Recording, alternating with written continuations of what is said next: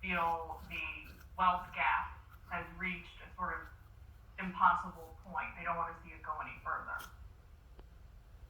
Well, I think if you ask most Americans, you think that there are too many people, don't make as much money as they should. Sure. If you ask them, right. You can ask a question however you want to ask a question and get an answer that you want to get. I mean, the reality is that it is true that there are some things that are going very, very well, and there are some things that people feel need to go better. I mean, that's just true. But ultimately, in a campaign, it's sort of like outrunning a bear.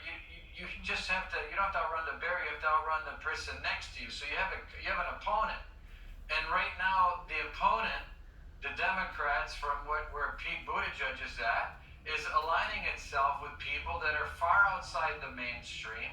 They're on the wrong side of normal, and he didn't really address that when he was pressed, and that's the big question for him. Yeah, I want to get your thoughts about what he said on the Iran war. Take a quick listen. I guess I'd advise him to start by telling the truth to the American people, because when he says it's going to be 4 weeks and then breaks that promise, it reminds people of when he said he wouldn't start this war and broke that promise.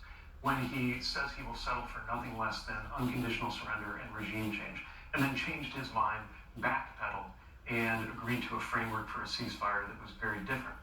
Then that ceasefire has been broken. That was a major component of the president's re-election platform. Both he and the vice president stumped about it throughout the course of the campaign. Here, Reince is public approval of this war. You can take a look according to the latest Fox News polling here.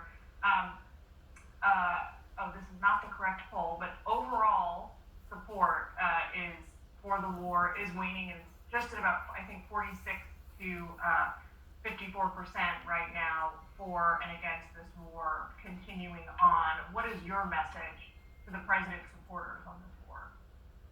Well, a couple of things. Okay, certainly, yeah. I mean, you have basically, depending on the poll, a 50-50 split on support and opposition to the war. But these polls are also going to change once the outcome is seen. I mean, obviously, if it turns out we've got a peace agreement in a month and they don't have a nuclear weapon and the Strait of Hormuz is kept open, well, obviously the people are going to say, okay, I understand it, and it will be more popular. If it drags on for another half a year, it's going to be less popular. We know that. But the most ridiculous thing, though, that Pete Buttigieg said is to try to claim that Donald Trump has not been transparent about what is going on in the war. I mean, Donald Trump